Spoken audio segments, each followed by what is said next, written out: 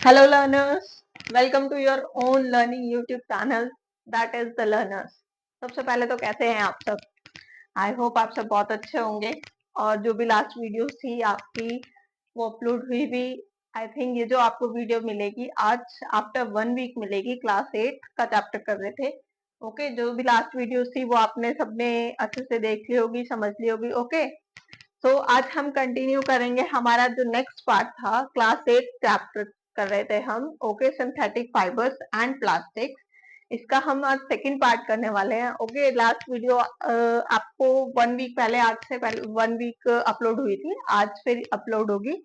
I was busy somewhere, इसलिए थोड़ा सा डिले हो गया वीडियोस अपलोड होने में। ओके, बट आज से क्या रहेगा, आपका जो भी सेशंस होंगे, जो भी वीडियोस होंगी कंटिन्यूअसली डलेंगी। So stay tuned for our videos और अच्छे से समझिए अपने चैप्टर्स को। जो भी डाउट होते हैं वो आपको कमेंट सेक्शन में पूछने हैं। Okay, so let's start with our topic.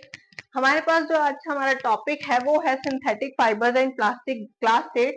इसमें हमने फाइबर्स वाला प्लास्टिक जो फाइबर्स वाला जो टॉपिक था वो हमने कवर अप कर लिया था। ओके, आज हम करेंगे प्लास्टिक वाला टॉपिक। ओके, प्लास्टिक में सबसे पहले जैसे हमने फाइबर्स में पढ़ा था, फाइबर की कॉम्पोजिशन पढ़ी थी, उसके एग्जाम्पल्स पढ़े थे, उसके कैरेक्टरिस्टिक्स पढ़े थे, जो भी सब कुछ पढ़ा था वही एग्जैक्टली टॉपिक हम पढ़ने वाले हैं। थोड़ा सा सिमिलैरिटी आपको देखने को मिलेगी कि उसी टाइप का जो टॉपिक्स है वो हम इसमें भी कवर अप करेंगे। ओके, तो क्या है, बहुत ही सिंपल सा छोटा सा टॉपिक है क्लास 8 आपका ये।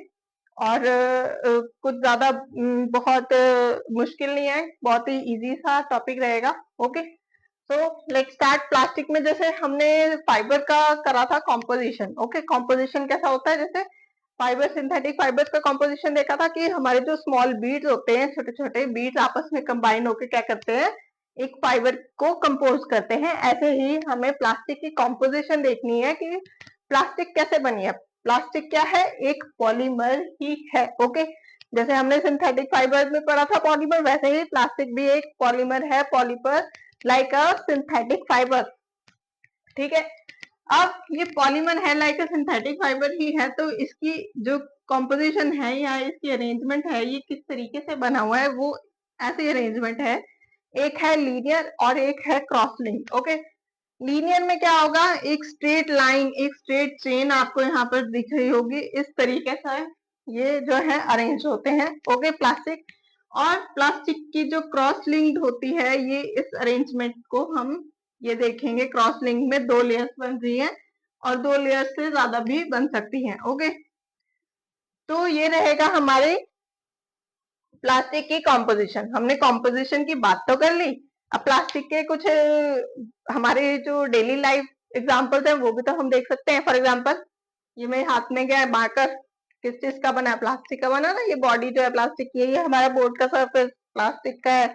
आपके आसपास टेबल, चेयर या कोई भी प्लास्टिक की चीजें हैं, वो क्या प्लास्टिक की कॉम्पोजिशन जो है उसको हम स्टडी कर रहे हैं। प्लास्टिक की कॉम्पोजिशन जो है वो इस तरीके से होगी कि या तो वो लीनियर अरेंजमेंट में हो सकती है या फिर वो क्रॉस लिंक्ड अरेंजमेंट में हो सकती है। ओके, तो प्लास्टिक का क्या होता है, these can be recycled, reused, coloured, melted, किसी भी शेप में, किसी भी फॉर्म में, किसी भी साइज में प्लास्टिक को जो है हम यूज कर सकते हैं।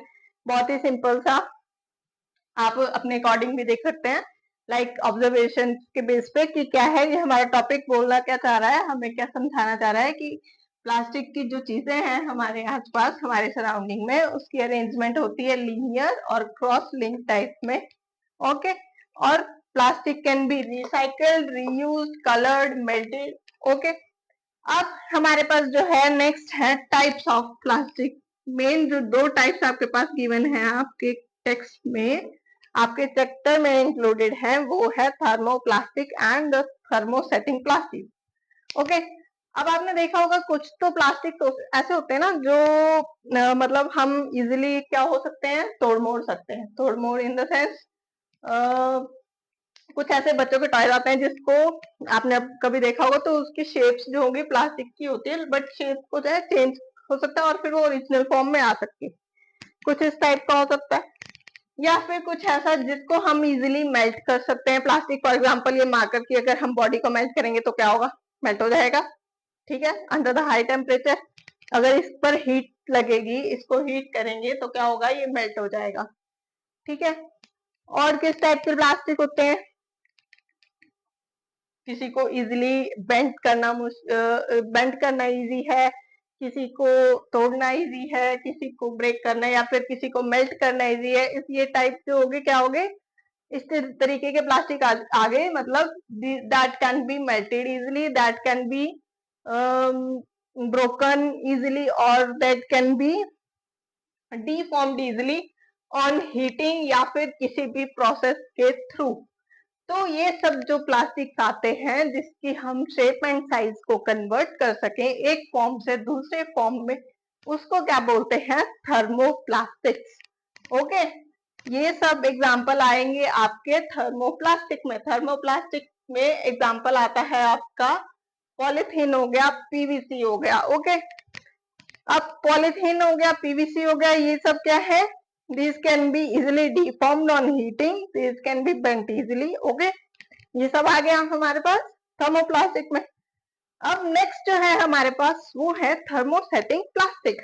अब ये थर्मोसेटिंग प्लास्टिक क्या है, कुछ हाल से आपने या तो अपने घर में ऑब्जर्व किया होगा या आसपास सराउंडिंग में कहीं और भी ऑब्जर्व किया होगा, कुछ ऐसे प्लास्टिक्स जिनकी हम शेप एंड साइज जो है इजीली चेंज नहीं कर सकते।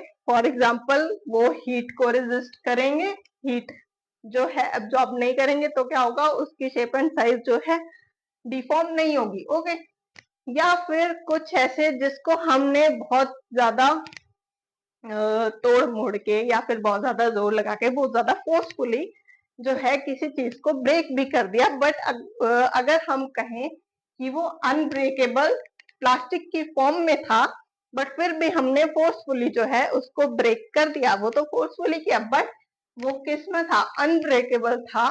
उस टाइप का प्लास्टिक जो है क्या कहेंगे हम, उस टाइप के प्लास्टिक को once moulded can't be softened, मतलब जिसको एक शेप दे दी गई, एक फॉर्म दे दिया गया, एक टाइप का आकार दे दिया गया, उसको जो है हम फिर से जो किसी और फॉर्म में चेंज नहीं कर सकते, उस टाइप के प्लास्टिक को क्या बोलते हैं, थर्मोसेटिंग प्लास्टिक। ओके, एग्जाम्पल है इसके बेकलाइट और मेलामाइन। अब ये बेकलाइट और मेलामाइन क्या है उसको समझ लेते हैं।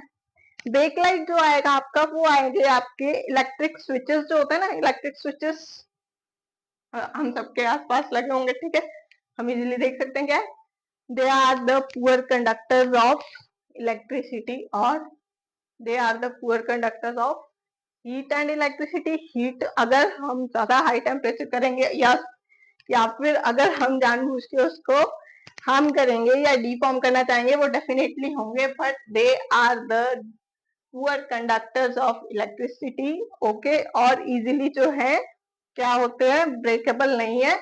इसीलिए आपने कभी प्लास्टिक देखी होगी, उसकी आप थोड़ा सा ऐसे करोगे तो वो बेंड हो जाएगा। अब मैं इसको ऐसे करती हूँ, वो इजीली बेंड नहीं हो रहा ना। अगर हम एक जो इलेक्ट्रिक स्विच की प्लेट होती है उसको अगर हम बेंड करेंगे तो वो बेंड हो सकता है। फॉर एग्जाम्पल ये फोन कवर है, फोन कवर तो है बट इसको हम as an example of electric plate ले लें अगर, तो वो भी है थोड़ा सा बेंड होता है। ओके, ज्यादा बेंड करोगे तो वो ब्रेक होगा, डेफिनेटली होगा, बट थोड़ा बेंड करने पे क्या है, वो ब्रेक नहीं होता। तो इस टाइप की फॉर्मेशन होती है कि वंस मोल्डेड उसकी जो है हम फिर से क्या होती है, शेप एंड साइज को डिफॉर्म नहीं कर सकते।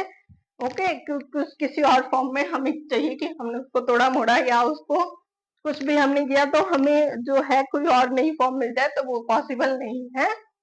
तो उसका एग्जाम्पल आता है हमारे पास इलेक्ट्रिक स्विचेस का। अगर पॉसिबिलिटी है तो क्या होगा, केमिकल ट्रीटमेंट के थ्रू ही, प्लास्टिक की जो केमिकल ट्रीटमेंट होती है उसी के थ्रू फिर जो है हमें उससे एक नया ऑब्जेक्ट जो है मिल सकता है। अदरवाइज वो क्या है, थर्मोसेटिंग प्लास्टिक के अंडर है। और क्या आते हैं, मेलामाइन। मेलामाइन आएंगे हमारे पास, सबसे पहला एग्जांपल है फ्लोर टाइल्स। आजकल फ्लोर टाइल्स बहुत ट्रेंडिंग में है ना।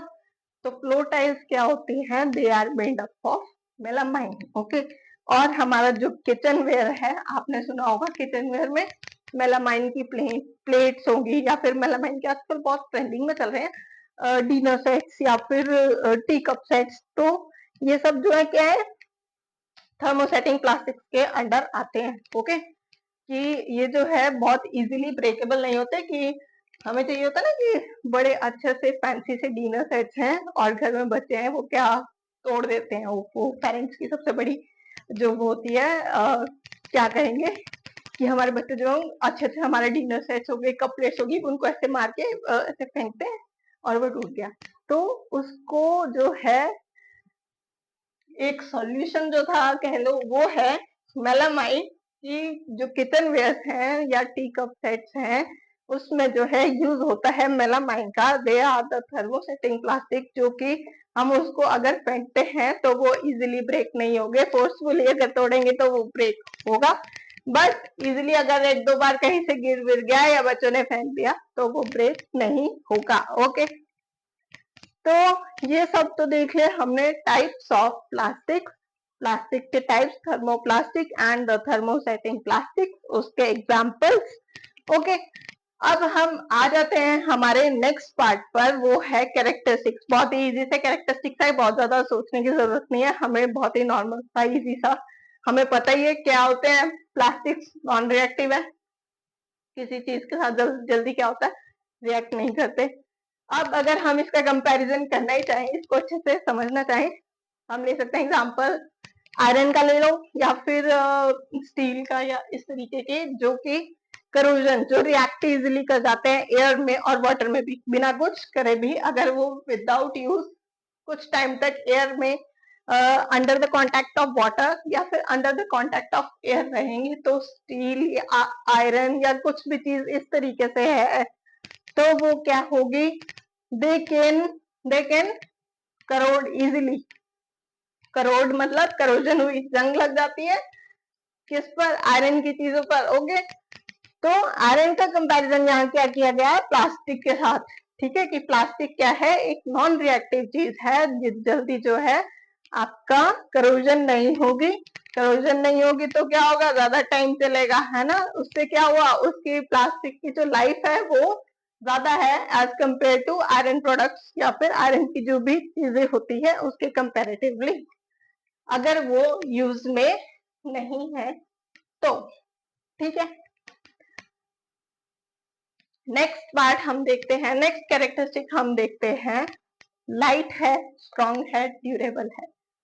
ठीक है, आपने कोई स्टील का सामान है, फॉर एग्जांपल पुराने टाइम में यूज होते थे ना स्टील के बकेट्स, या फिर आपने कभी पुराने ऐसी कोई बिलोंगिंग से हो कि आपने पुराने टाइम में या फिर विलेज में कहीं विजिट किया हो, या इस तरीके से, आजकल तो नॉर्मली नहीं मिलेगा ये सब घरों में। तो क्या होता था पुराने टाइम में, क्या बकेट्स जो थी वो यूज होती थी, स्टील वाली जो थी वो होती थी यूज आयरन की। ठीक है, तो लोहे वाली क्या होते थे कि हमारे जो बड़े थे वो क्या करते थे, ये सब चीजें लोहे का सामान ज्यादा यूज करते थे, तो वो नहाने के लिए क्या ये वाली बकेट्स यूज करते थे, एज कम्पेयर टू आजकल हम करते हैं प्लास्टिक्स वाले प्लास्टिक की बकेट्स यूज करते हैं। ओके, तो ये सब क्या था, वो बहुत हैवी थी। वो जो पुराने टाइम में वेल से जो बकेट से पानी निकालते थे, उसमें वो दूसरी बकेट प्लास्टिक की नहीं यूज होती थी, क्योंकि प्लास्टिक क्या होगी, ब्रेक हो जाएगी, और जो आयरन की होगी वो क्या होगी, इजिली ब्रेक नहीं होगी। ओके, तो क्या होगा, हम यहाँ पर कह सकते हैं कि ये बहुत ही लाइट है, स्ट्रॉन्ग तो है ही, एज कंपेयर टू जो पुराने टाइम में यूज होता था, वो यूज आज के टाइम में हम नहीं कर रहे हैं, तो उस कंपैरिजन में हम बोल सकते हैं कि ये स्ट्रॉन्ग है, ड्यूरेबल है। ठीक है, इजिली और ज्यादा जो टाइम है वो चलते हैं, ड्यूरेबल है लॉन्ग टाइम। ठीक है, और क्या है कैरेक्टरिस्टिक पुअर कंडक्टर्स, हमने देख ही लिया, इलेक्ट्रिसिटी का, इलेक्ट्रिक बोर्ड्स का, इलेक्ट्रिक स्विचेस का, और क्या हो सकता है, पुअर कंडक्टर्स ऑफ इलेक्ट्रिसिटी तो देख लिया, अब पुअर कंडक्टर्स ऑफ हीट भी हो सकता है किसी तरीके से। सोचो कोई एग्जांपल ऐसा कि प्लास्टिक को अगर हम मेल्ट करते हैं तो क्या वो मेल्ट होगी, या होगी, डेफिनेटली होगी, बट कोई ऐसी प्लास्टिक है जो मेल्ट ना हो इजिली, या फिर टेम्परेचर जो है उस प्लास्टिक को अफेक्ट ना करे। बहुत ही इजी सा है, आजकल यूज होता है हमारे पास, मोस्टली घरों में होगा भी, आपके यूज होता होगा, specially in the oven, microwave. Microwave में क्या होता है, स्पेशल प्लास्टिक वाले जो कंटेनर आते हैं उनका यूज होता है ना। प्लास्टिक कंटेनर्स क्या होते हैं, वो हीट रेजिस्टेंट होते हैं। ओके, तो क्या कहेंगे, they are the poor conductors of electricity but can be, they are also the poor conductors of the heat also. Example होंगे माइक्रोवेव में यूज होने वाले यूटेंसिल्स। ओके, वो सब यूटेंसिल्स क्या होते हैं, पुअर कंडक्टर्स ऑफ हीट होते हैं, इजीली है टेम्परेचर को नहीं, टेम्परेचर से अफेक्ट नहीं होते इजीली। ओके, ये हो गया आपके characteristics, non reactive, light, strong, durable, poor conductors. Okay, easy थे कैरेक्टरिस्टिक्स। ओके, हम जो डेली आपकी लाइफ से हैं वही सब एग्जांपल्स हैं, वही सब कैरेक्टरिस्टिक्स हैं, वही सब इसमें इंक्लूड होगा। ओके, नेक्स्ट हम क्या देख सकते हैं, प्लास्टिक्स एंड द एनवायरमेंट। ये तो हम देख ही रहे हैं कि हमारा प्लास्टिक जो है एनवायरमेंट को कितना ज्यादा डिग्रेड कर रहा है ना, कर रहा है ना। अब क्या है, यही आपका पॉइंट है चैप्टर में, इजी सा है, कोई बहुत ज्यादा आपको दिमाग लगाने की अब ऐसी कोई जरूरत नहीं है कि आप पर बहुत ज्यादा प्रेशराइज वाला टॉपिक है। ये बहुत ही इजी सा टॉपिक है, plastic and the environment. Biodegradable and non biodegradable सबको पता है आजकल। आपके प्लास्टिक बैग्स पे जो है स्पेशली आजकल लिख के आता है कि बायोडिग्रेडेबल प्लास्टिक, मतलब जो भी अगर प्लास्टिक का वो बैग है तो क्या है, बायोडिग्रेडेबल है, अदरवाइज नॉन बायोडिग्रेडेबल प्लास्टिक क्या है, बैन है। ओके, बायोडिग्रेडेबल सब्सटेंसेस में क्या आएगा, कुछ एग्जांपल्स देखें इसके। सबसे पहले हम देखें, अगर हमारे वेस्ट में से फ्रूट्स एंड वेजिटेबल्स की पील ऑफ्स जो होते हैं, तो पील ऑफ्स क्या होंगे, फ्रूट एंड वेजिटेबल्स का जो भी वेस्ट होगा वो क्या होगा, इजीली बायोडिग्रेडेबल है। ओके, बायोडिग्रेडेबल में इंक्लूड कर सकते हैं। और क्या कर सकते हैं हम बायोडिग्रेडेबल में इंक्लूड, कोई कॉटन की चीजें हैं या फिर क्लॉथ हैं, कोई वेस्ट प्रोडक्ट, या फिर और किस तरीके की जो बायोडिग्रेडेबल हैं। वेस्ट तो एक तो हमारा हो गया जो हम डेली कंज्यूम करने वाला, ठीक है, फ्रूट एंड वेजिटेबल्स का वेस्ट हो गया, क्लॉथ का, कॉटन का, या फिर इस टाइप का वेस्ट हो गया, और किसी तरीके का वेस्ट जो कि बायोडिग्रेडेबल हो। क्या एग्जांपल आ सकता है, और पॉलिथीन नहीं आएंगे आपके, चिप्स रैपर्स, अच्छा चिप्स रैपर्स भी नहीं आ सकते। हाँ, ये आ सकता है कि जो फूड आपके घर में बच गया वो भी बायोडिग्रेडेबल है, बिल्कुल है, लेकिन बट वो वेस्ट है। ओके, बट बायोडिग्रेडेबल है, या फिर हो सकता है बाहर के एनिमल्स के लिए वो यूजेबल हो। ठीक है, ये सब हो गया बायोडिग्रेडेबल। अब अगर हम देखें, बात करें नॉन बायोडिग्रेडेबल की, नॉन बायोडिग्रेडेबल में हम टॉपिक पढ़ रहे हैं तो ऑफकोर्स बात होगी नॉन बायोडिग्रेडेबल की। क्यों, क्योंकि हम प्लास्टिक पढ़ रहे हैं। प्लास्टिक क्या है, सबसे बड़ा नॉन बायोडिग्रेडेबल सब्सटेंस है, हमारी एनवायरमेंट को अफेक्ट कर रहा है आज के टाइम में। पॉल्यूशन में बहुत ज्यादा कंट्रीब्यूशन है किसका, प्लास्टिक का। ठीक है, तो नॉन बायोडिग्रेडेबल क्या है, प्लास्टिक, जो भी प्लास्टिक रैपर्स होते हैं, हमारे फूड के रैपर्स हो गए, या फिर आप कोई शॉपिंग कर रहे आ रहे हैं, वो करके आ रहे हैं, वो प्लास्टिक बैग्स वहां से आपको मिल रहे हैं, अगर वो आप डस्टबिन में कहीं वेस्ट प्रोडक्ट्स के साथ आप डस्टबिन में डाल रहे हैं, वो आगे हमारे एनवायरनमेंट में कहीं ना कहीं डंप हो रहा है, एनवायरनमेंट को हार्म कर रहा है। या फिर किसी और तरीके से क्या, रैपर्स क्या करते हैं, बच्चों को स्पेशली आदत होती है रैपर्स को ऐसे इधर उधर, कहीं भी डस्टबिन में नहीं होगा, वो इधर उधर एनवायरनमेंट में हमारे कहीं होगा, ग्राउंड में होगा। ग्राउंड से क्या होगा, हमारे जो ड्रेनेज सिस्टम होता है उसमें सबसे ज्यादा जाते हैं, specially during the rainy season. उससे क्या होता है, ड्रेन अफेक्ट होती है, ड्रेन अफेक्ट होती है तो क्या होता है, फिर सब सब जो रिस्पॉन्सिबिलिटी आती है किस पर आती है, हमारे सिस्टम पर आ जाती है कि हमारा सिस्टम जो है ड्रेनेज क्लीन का जो काम है वो सही नहीं कर रहा। तो सिस्टम को कहने से पहले थोड़ा सा हम खुद पर भी ध्यान दे सकते हैं कि जो भी प्लास्टिक वेस्ट है वो जो है अलग तरीके से उसको डंप किया जाए, या फिर कह लो कि हमारा जो स्वच्छ भारत अभियान जो चला था वो वही तो है, चल रहा है ना, कि आप गीला कचरा एक साइड करके और सूखा कचरा एक साइड। क्यों, क्योंकि गीला कचरे में क्या होगा, आपके जो कंज्यूम्ड आइटम्स है, फ्रूट्स एंड वेजिटेबल पील्स है, या फिर बायोडिग्रेडेबल सब्सटेंसेस होगी, ये सब आ जाएंगे। तो वो क्या होगा, बायोडिग्रेडेबल होंगी, इजिली क्या होगी, डिकम्पोज हो जाएगी। और जो रैपर्स वगैरह होंगे वो क्या होते हैं, नॉन बायोडिग्रेडेबल होंगे, तो उसको अलग से डंप करेंगे, तो वो अलग डंपिंग एरिया में जाता है, सो दैट कि हमारा जो एनवायरमेंट है वो ज्यादा हार्म भी ना हो, डंप भी हो जाए, हो सकता है सेवरल ईयर्स लग जाए उसको, वेस्ट को डिकम्पोज होने में, लेकिन उस तरीके से जो है ज्यादा हार्म ना पहुंचे, उस तरीके से उस नॉन बायोडिग्रेडेबल सब्सटेंस को जो है डंप किया जाता है। इसीलिए हम जो है अलग अलग डंप करते हैं biodegradable and non biodegradable substances को। और जो हमने एग्जाम्पल्स पढ़े, या फिर हम कह सकते हैं types of biodegradable substances and the non biodegradable substances, हमने क्या देखे, आपके जो डेली एनवायरमेंट, जो डेली सराउंडिंग से रिलेटेड है, वही सब क्या है आपके टॉपिक में इंक्लूडेड है। ओके, अब हम बात कर लेते हैं 5R। 5R की बात कर रहे हैं तो सबसे पहले क्या है, रिड्यूस। रिड्यूस किसका होगा, सबसे पहले जो टॉपिक है उसी को रिडक्स करना है हमने, क्या है, प्लास्टिक का। प्लास्टिक का रिडक्शन कैसे करना है, प्लास्टिक के यूज का रिडक्शन करेंगे तभी तो प्लास्टिक की प्रोडक्शन कम होगी। प्लास्टिक की जब यूज कम होगा तो प्लास्टिक का प्रोडक्शन कम होगा, तो प्लास्टिक का प्रोडक्शन कम हो गया तो प्लास्टिक वेस्ट जो है हमारा एनवायरमेंट में कम जाएगा, तो क्या होगा, एनवायरमेंट सही रहेगा। तो वही इंक्लूड है इसमें, रिड्यूस।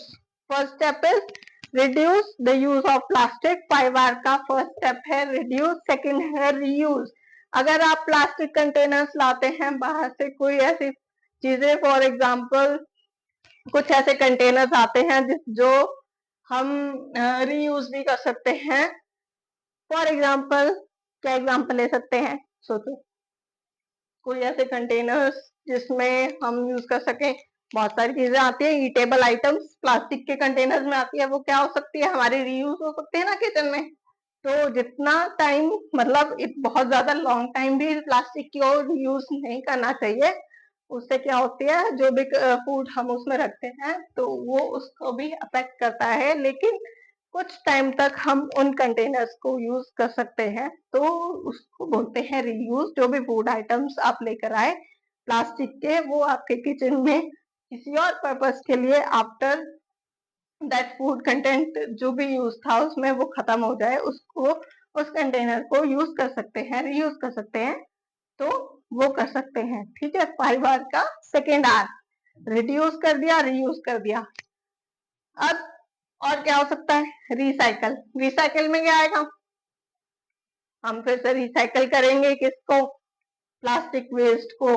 फॉर एग्जाम्पल जितना भी प्लास्टिक आप लोग करते होंगे ना, अपने घर से बाहर निकालते होंगे, या फिर आपने कभी डंपिंग एरिया में देखा होगा, जो रैग पिकर्स होते हैं वो प्लास्टिक की चीजें ले रहे होते हैं, या फिर जरूरी नहीं है, आप लोग भी अपने घरों में से क्या करते हो, प्लास्टिक का सामान जो है बेचते हैं, ठीक है।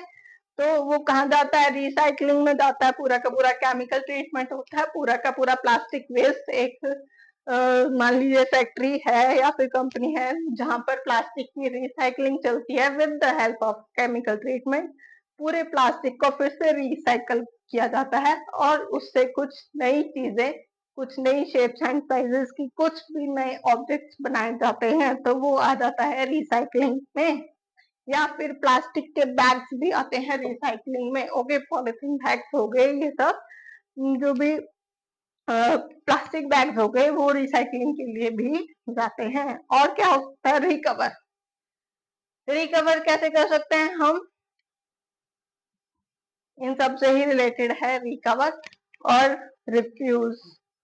रिकवर कैसे होगा, सब चीजों को यूज करके कैसे हो सकता है रिकवर, सोचो जरा किस तरीके से हो सकता है रिकवर। कुछ ऐसी चीजें कि हम जो है प्लास्टिक का यूज भी कर लें और रिकवर भी हो जाएगी। इसका आंसर मुझे आपसे कमेंट सेक्शन में चाहिए, बहुत ही इजी सा है। ये काम आज की वीडियो में आपके लिए छोड़ देते हैं, क्योंकि आपकी वीडियोस में यही रहता है, मैं सब कुछ समझाती हूँ और आप लोग कुछ नहीं पूछते हो, कुछ नहीं, आपका कोई डाउट नहीं, कोई क्वेश्चन नहीं, रिकवर इन्हीं सब से रिलेटेड है। ये आज का आपका क्वेश्चन रहेगा, इसका आंसर मुझे कमेंट सेक्शन में चाहिए कि रिकवर जो है किस तरीके से हो सकता है। और रिफ्यूज बताओ, रिफ्यूज फिर से रिड्यूस और रिफ्यूज में रिलेशन है। रिड्यूस कर दिया मतलब हमने क्या किया, प्लास्टिक का यूज जो है रिड्यूस किया था। रिड्यूस करने की जगह हम क्या कर सकते हैं, रिफ्यूज भी कर सकते हैं। फॉर एग्जाम्पल हम कभी मार्केट में जा रहे हैं तो क्या भैया को बोलते हैं भैया पॉलिथीन में डाल दो, तो वहां पर हम खुद क्या कर सकते हैं, रिफ्यूज कर सकते हैं। नहीं, हम जो है शॉप से कोई भी प्लास्टिक बैग नहीं लेकर आएंगे, हम घर से कॉटन का बैग या फिर लेकर जाएंगे, ठीक है। तो क्या होगा, वहां हम रिफ्यूज कर रहे हैं to use the plastic polythene, okay. और किस तरीके से जो भी आइटम्स होती हैं जिसका कंजम्पशन हमारा डे टू डे लाइफ में ज्यादा है, तो वहां से जो है हम उसको रिफ्यूज कर सकते हैं, सो दैट जो प्लास्टिक की प्रोडक्शन को इम्पैक्ट करेगा, प्लास्टिक की कंजम्पशन को इम्पैक्ट करेगा, प्लास्टिक की डंपिंग को इम्पैक्ट करेगा, तो वो सब चीजें कहाँ से आ सकती है, रिफ्यूज से आ सकती है, okay. This was all about your synthetic fibres and plastic. जो भी हमारे टॉपिक्स थे मेन आपके टेक्स्ट बुक में, वो सब यही थे, ओके। हमने कवर अप कर लिया सिंथेटिक फाइबर वाला जो पार्ट था, वो आपके फर्स्ट वीडियो में है, आपको फर्स्ट वीडियो उसके लिए देखनी पड़ेगी, ओ समझिए। देन प्लास्टिक्स में ये सब टॉपिक्स आएंगे आपके, ओके, ये सब इंक्लूडेड है, ओके। कोई और डाउट, कोई और टॉपिक, कोई और क्वेश्चन, कुछ भी आपको इससे रिलेटेड, चैप्टर से रिलेटेड कोई भी डाउट हो, you can ask in the comment section. या फिर वीडियो से रिलेटेड कुछ और आप कोई भी सजेशन देना चाहते हो, कोई क्वेश्चन हो, कोई क्वेरीज हो, ठीक है, वो सब आप पूछ सकते हैं in the comment section. For the next videos stay tuned with our videos, मतलब जो भी आपके चैप्टर्स होंगे नेक्स्ट, वो सब हम नेक्स्ट वीडियोस में कवर अप करते जाएंगे, ठीक है। अच्छे से समझिए अपने चैप्टर्स को, कोई क्वेश्चन आता है, कोई क्वेरी होती है, आपके पास कमेंट सेक्शन है ही, ठीक है। बाकी जो भी टॉपिक्स अब चलेंगे कंटिन्यूअसली आपके पास वीडियोस आएगी, ठीक है। इन केस अगर नहीं आती है, वैसे तो आपकी अब कंटिन्यूस रहेगी, इन केस नहीं आती है तो उसके लिए पोस्ट आपके पास डल जाएगी हमारे चैनल पर पहले ही, बट कंटिन्यूटी हम बनाए रखेंगे। जो भी हमारे चैप्टर्स होंगे वो कंटिन्यूटी के साथ कवर अप हो जाए, okay. Till then keep learning and stay tuned for our next videos.